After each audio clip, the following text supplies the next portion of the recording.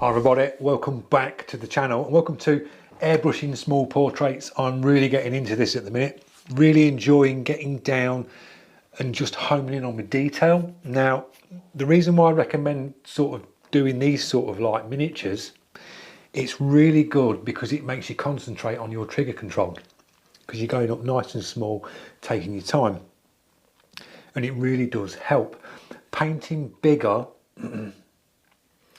I find, I usually paint bigger, I'm usually painting sort of A2 size portraits, but bringing it right down and getting close up and doing all the small pieces, I just think it's really good practice. So you're going to see a few of these up on the channel, mixed in with other stuff as well. So the paint that I'm using today is Wicked, it's Createx Wicked. This is a detail black. We're using that one, and I've got a mix in the pot just here. Now when I do that, you can see on the sides of the pot how sort of transparent with the light going through this, how thin it is. So it's very thin. I've mixed this with isopropanol alcohol and water. Thinned it nice and down. When you do mix it with the alcohol and you put the Wicked in, the Wicked just seems to sit in the centre of the alcohol and water and just stay there. You've got to mix it up with a paint stirrer. Once the pigment starts to break down, it breaks down nice and even. It doesn't go sort of bitty. It just washes out really nice. And it's really, really nice to spray with the Evolution. I've found the Evolution with this mix, the trigger response is incredible. It really is. You've just got to literally just push down and you're not really moving back.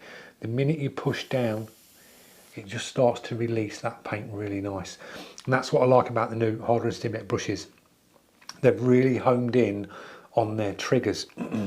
Very comfortable, a lot wider than the old one.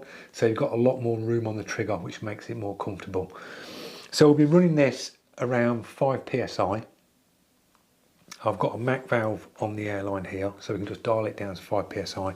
And I'll just go to the side and I'll just test, do a little test spray, see how we're getting on. This piece of card that I've got is the size of a credit card. It's basically cut round a credit card with a scalpel. Now this paper is a heavyweight cartridge paper and it's got gesso on it. And it's had a little sand. It's not thoroughly smooth, but it's got a gesso base. So for the highlights in the eyes, I can just use basically a craft knife, the point of the craft knife, and I can just put the specular highlights into the eyes just there, not a problem. So that will pop the whites out. If there's any sort of like hair textures, like sharp highlights in the hairs, I can do the same again and just scratch back and go in, and then I can dust over as you would do in the hair textures. You do your scratch back techniques and then you can build your layers up over the top because this is very transparent. So you're basically working in a transparent, nice and light, and going over and over and building your darks up. So I'll move you in closer, stick you on the other camera, you'll see this piece come together in a time lapse, and then I'll talk to you at the end and we'll zoom in on this camera and you'll see the finished piece. So enjoy the music, I'll see you at the end.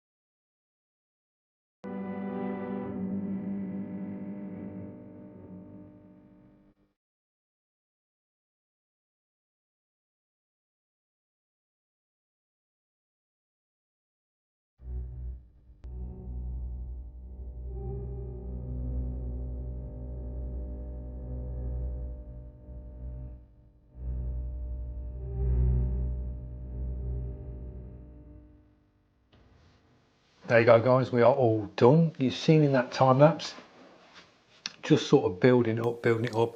You can get ridiculously down with this brush.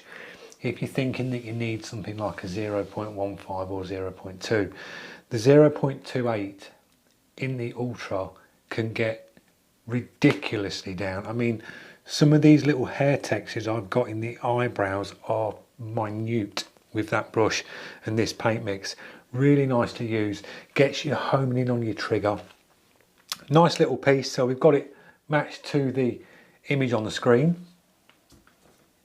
Gone down really well. This took about 10 minutes, 10 minutes I'd say max to get this down. I've done a little bit of shading around the outside here. So really nice to do. Really good, as I say, for trigger control.